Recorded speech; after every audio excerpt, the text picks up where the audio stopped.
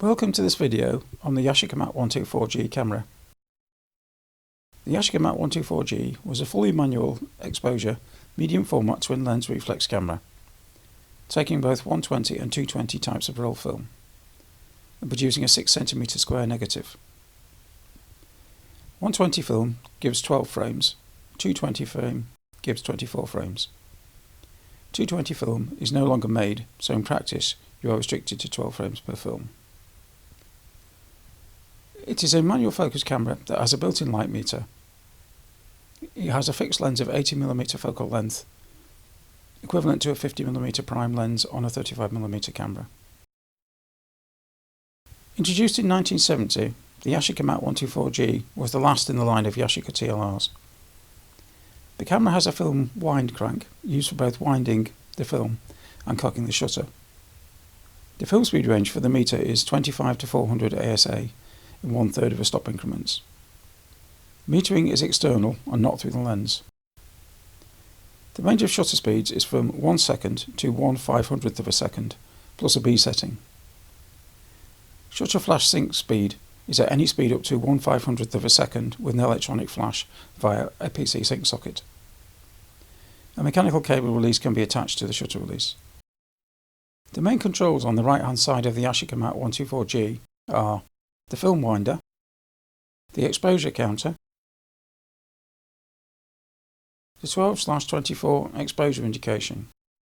This tells you whether the camera is set for 120 film or 220 film.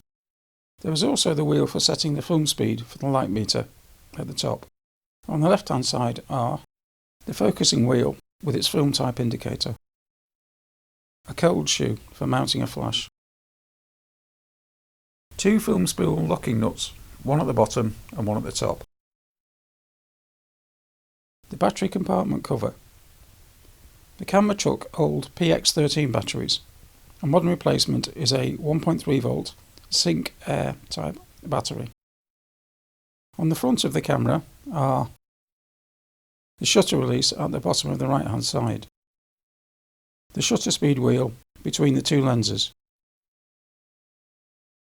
The top lens is the viewing lens, the bottom lens is the taking lens. Both the lenses have a Bay 1 filter mount.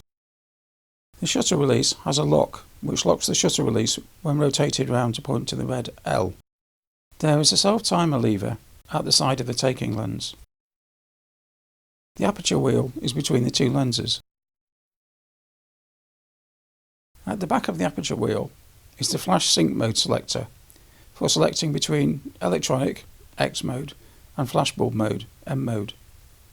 Bulb mode should not be used with the self-timer. The PC sync socket is at the top.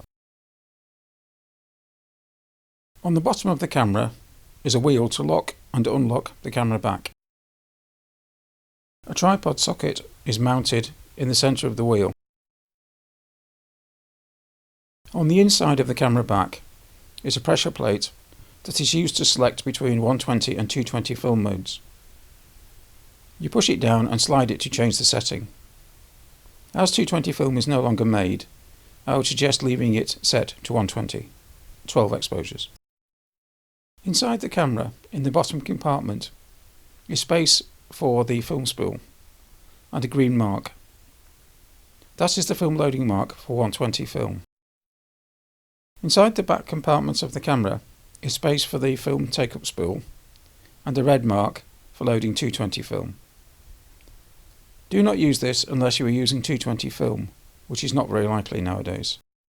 When closing the film back, be sure to ensure that the metal pin on the front of the camera slots into the hole on the bar as the bar moves backwards.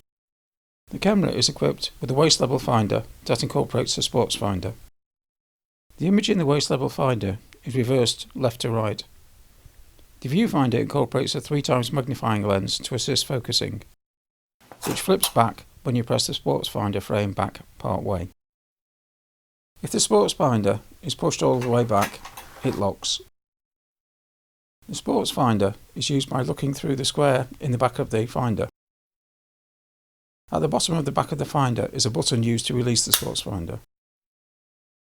On the front of the camera, in front of the waist level finder, is the meter display window.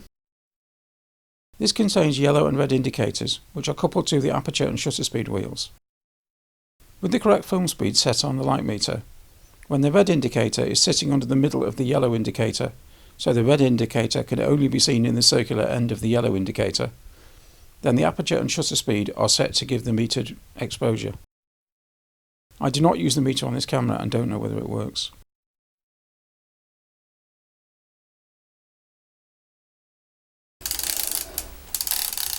When the film has been wound on, the shutter can be fired using the shutter release.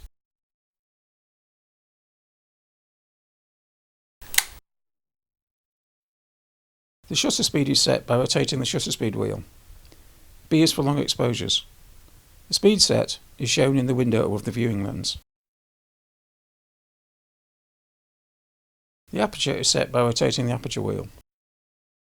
The aperture set is shown in the window above the viewing lens.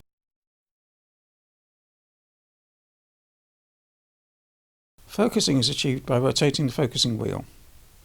Correct focus is determined by looking through the waist level finder for optimal sharpness.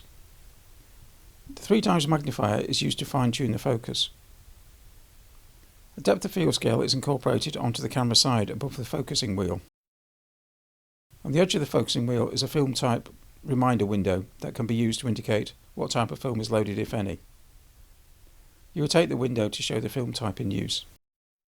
The film speed is set by rotating the film speed setting wheel until the desired film speed is next to the red mark in the film speed display window on the front of the waist level finder on top of the camera. The light meter is activated by raising the waist level finder. Lowering the waist level finder switches off the meter. Rotating the shutter lock lever anti-clockwise locks the shutter release. Rotating it back unlocks the shutter release.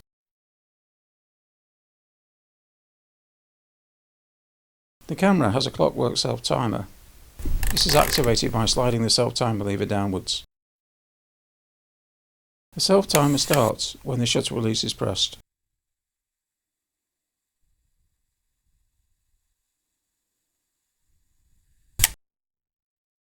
The cable release socket on the shutter release is used to connect a mechanical cable release.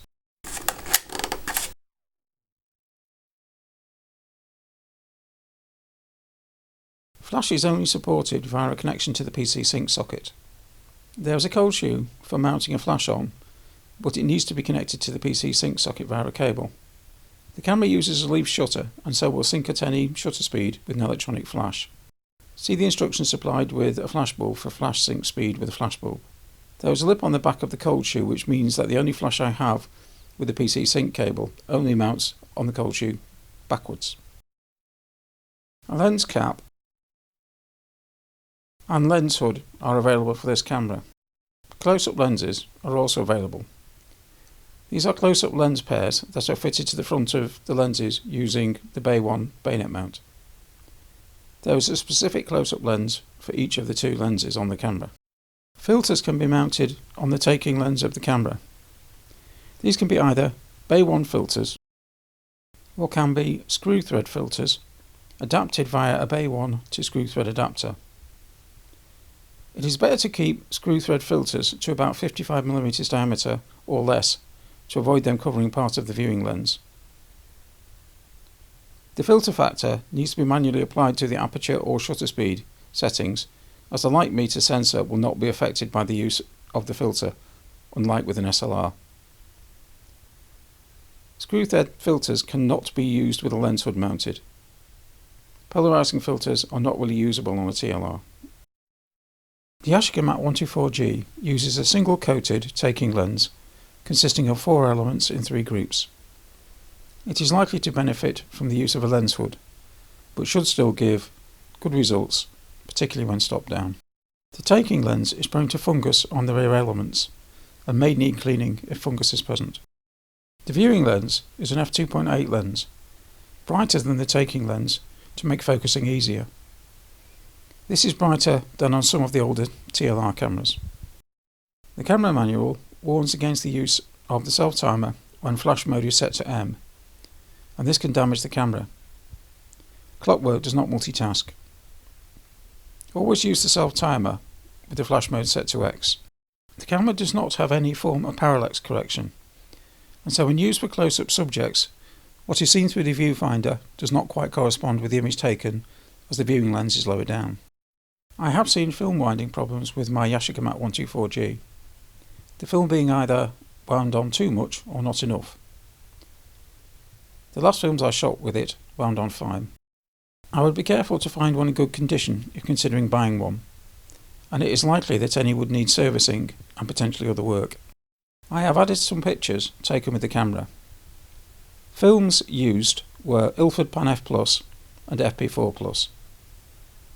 I have included some crops from the full resolution scans.